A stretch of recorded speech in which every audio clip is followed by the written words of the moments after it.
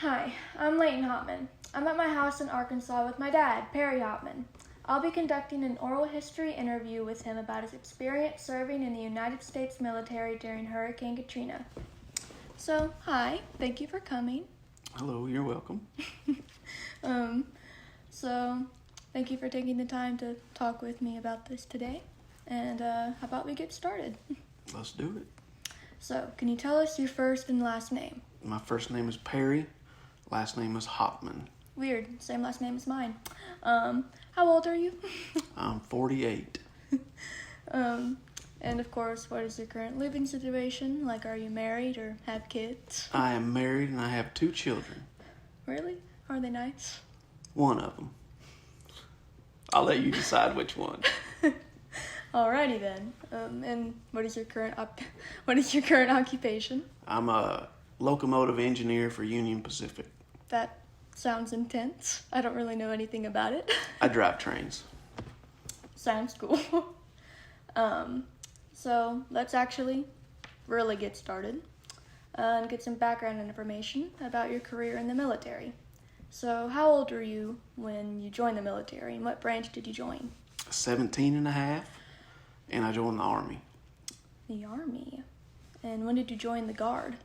Joined the National Guard in 1998. Oh, okay. And what was your specialty, like your unit? I was a medic, and we were a MEDEVAC unit.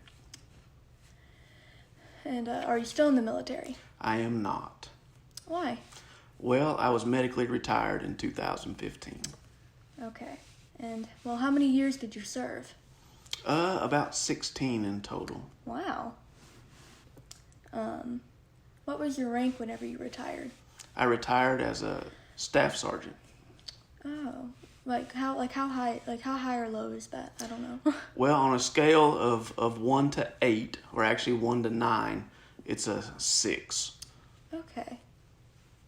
Have you ever been deployed overseas? I have. Where? I've been to Iraq and Kosovo. Oh. And have you ever been deployed stateside? I have as well. Yeah. Really? Mm-hmm. Where were you deployed? Hurricane Katrina, several different fires within the state of Arkansas, stuff like that. Oh. So, now moving on to Hurricane Katrina, which is what we're here to talk about today. Okay. How old were you when Katrina happened? 30. Okay. So, were you married at that time and Yep. have any kids? I sure did. And other than serving in the Guard, what was your occupation at the time? I was a full-time fireman. Oh, that's actually really cool. I didn't know that. What was your rank when Hurricane Katrina occurred? I was a sergeant, E5. Okay, and how high or low is that? On a scale of 1 to 9, it's a 5. Okay. What was your unit called at the time of deployment? Detachment 1 of the 149th Air Ambulance. What exactly does that mean? That means that we're like a flying hospital. Oh. Yeah. I wish we had flying hospitals. Were you alerted or on standby for the possibility of deployment for Katrina? We were. We originally got a heads up, I believe on the 28th, where our services might be needed. Okay. So, how long were you on standby for, would you say? I would say less than 24 hours. Oh, that was way shorter than I was expecting. Do you remember where you were or what you were doing? I was at work at the fire station. Were you, doing anything important there? No. We're basically on standby in case any of the citizens needed us. Right, fair enough. How long was it between the time you got the order and the time you arrived at your staging area? I would say it was about 7 hours total. Okay. Where were you sent initially, and what type of relief were you supposed to do? We were initially sent to Mississippi, and we were going to do humanitarian work, drop off water, diapers, food, MREs, but it was still food. And we were going to transport patients from hospitals that were damaged further inland to hospitals that weren't damaged. Okay, so you're basically just like supplying the necessities as well as some other things. Yep. Alrighty then. So tell me about what you saw whenever you first arrived in Mississippi, like whenever you were airborne in the sky and you first arrived in Mississippi. When we got to Mississippi, it was still raining, extremely hard. But you could see, especially for about 80 miles on the coastline, just a swath of complete destruction. You would see where an entire neighborhood used to be, and all that would be left are the slabs the houses were on and swimming pools. Wow. Everything else was gone. Telephone poles, trees, cars, bushes, everything was gone. Oh my gosh. Out of in that destruction, were there any areas or people that stood out to you during your supply drops? There was. It was amazing how these people had just lost everything, but yet they were so courteous and kind to each other and helping each other out, helping us unload stuff.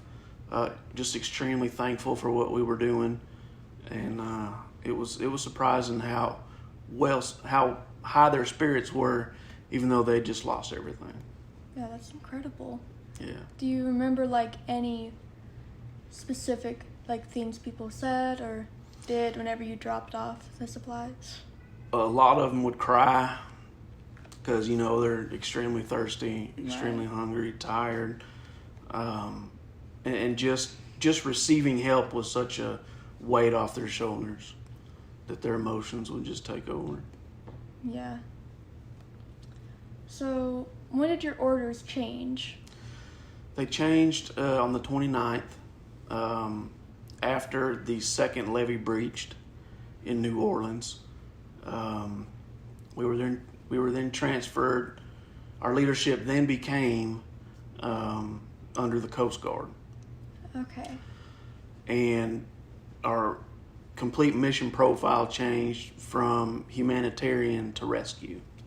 So what does rescue entail in that case? It entails search and rescue, actually going out looking for people, which they weren't hard to find. There was people on rooftops everywhere.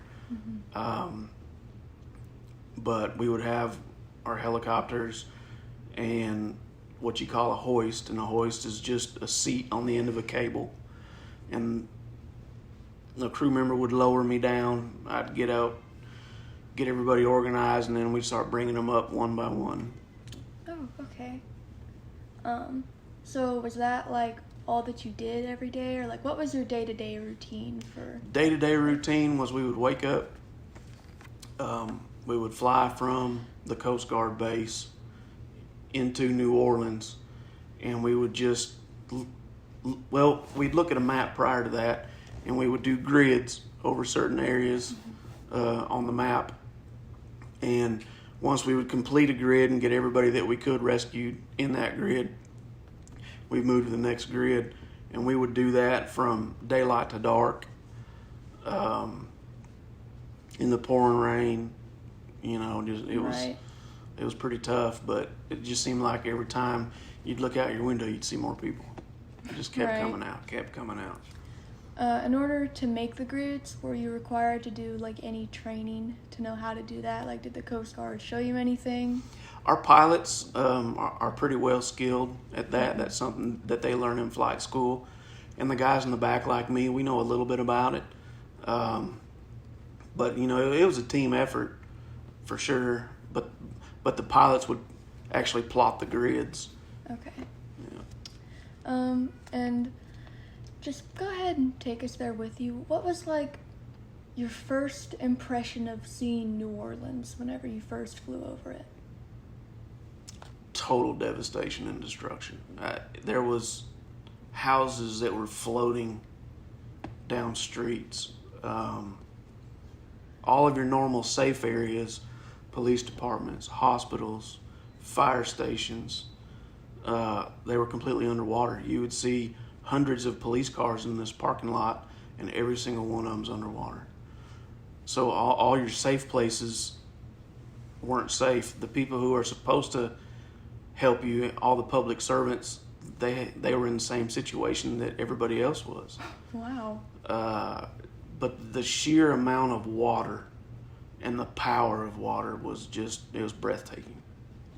I can imagine. Were there any smells or sounds that really stuck with you?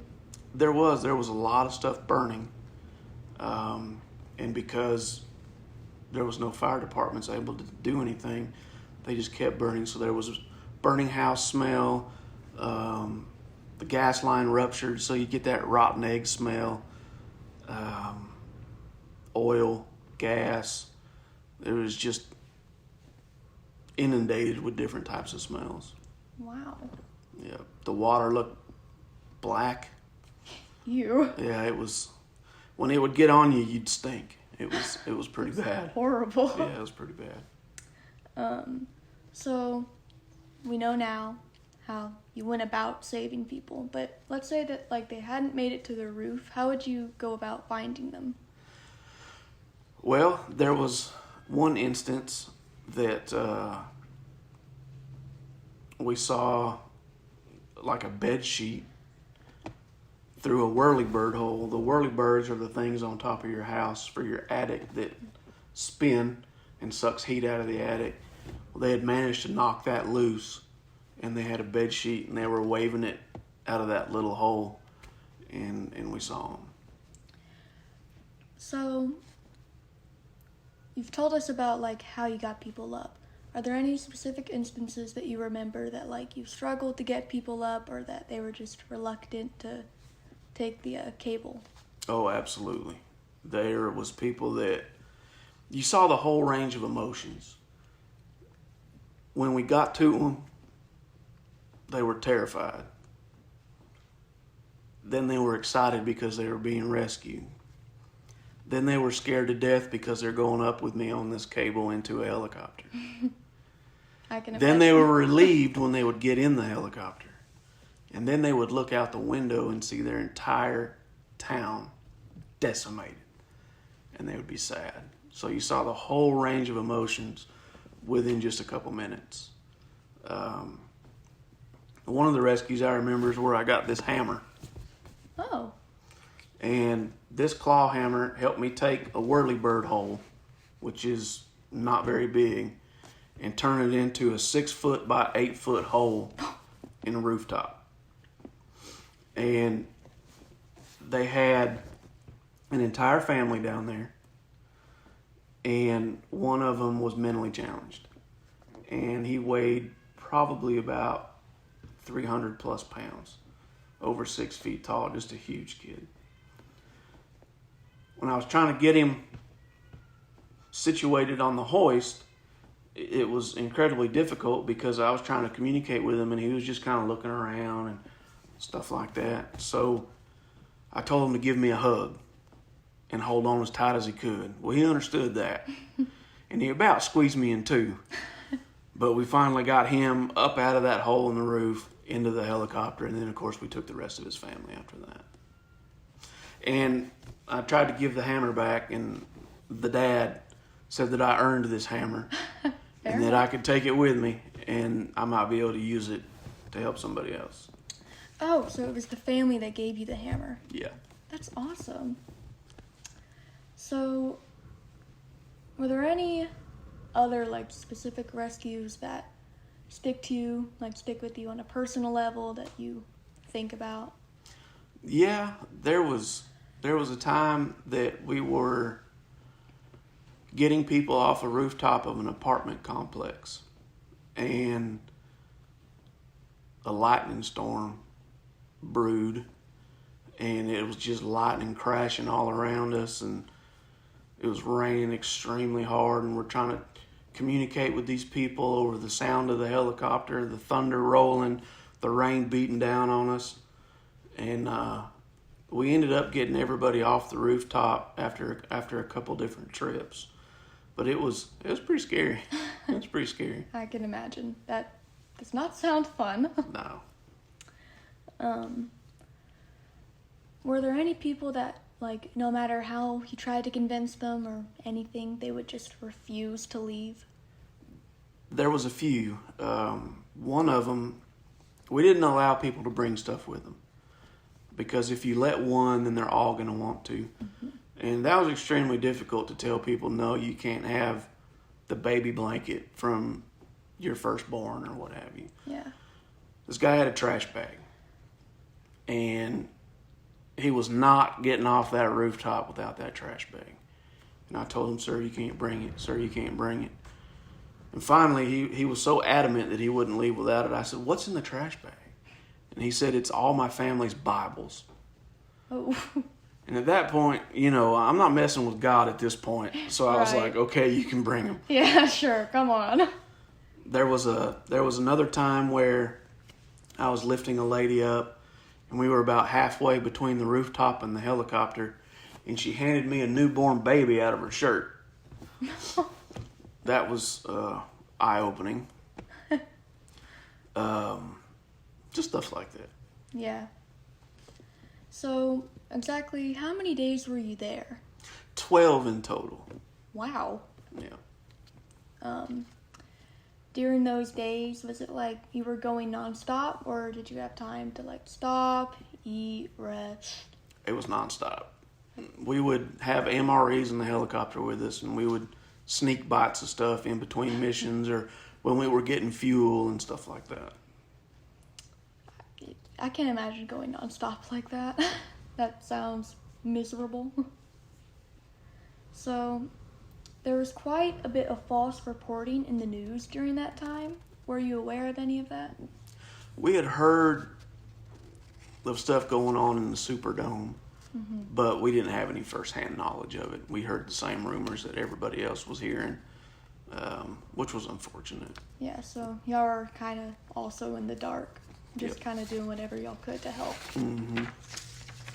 In retrospect, there have been complaints about the lack of communication and government leadership during that time. Did you know about any of that?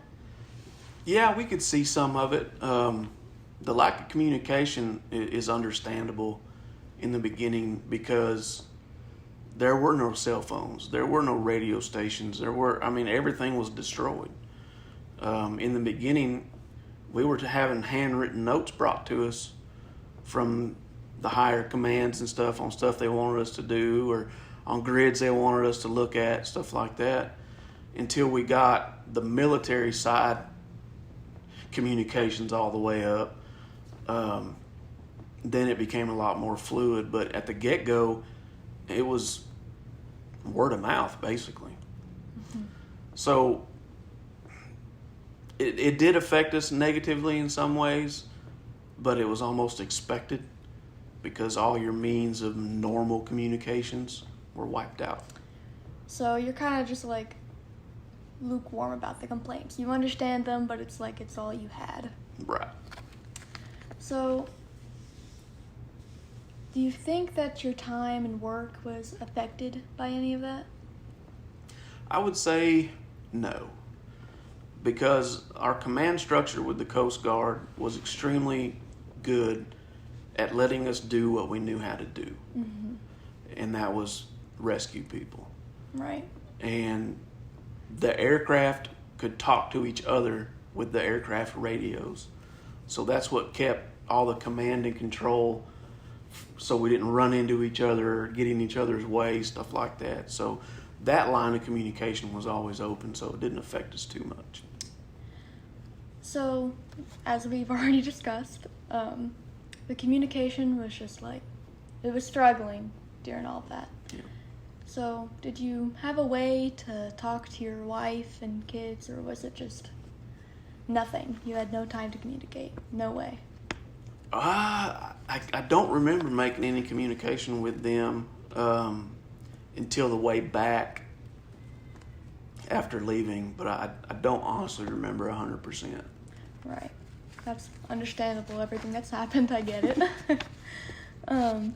So, out of all the places that you were during that time, Do you think that you would ever revisit some of them or just be around them? I haven't been around them. I haven't been back to New Orleans. I don't really know if I want to. There was over 1,800 casualties, deaths from Hurricane Katrina. Not all of them in New Orleans, but we saw our fair share, and it's just really not a memory I'd like to go back to. Right, that's totally understandable. But overall, how would you describe your experience? To me, that's what the National Guard is for. It was very rewarding to be able to help the people in the United States in their time of need. And I'm very proud of the fact that I got to do that. Yeah. It's a necessary kind of thing. Yeah.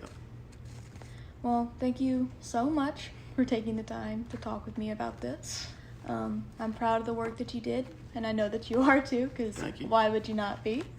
I'm thankful that you were willing to serve and do that for not only your family, but for everybody. Just the world needs more people like you, and we really appreciate it.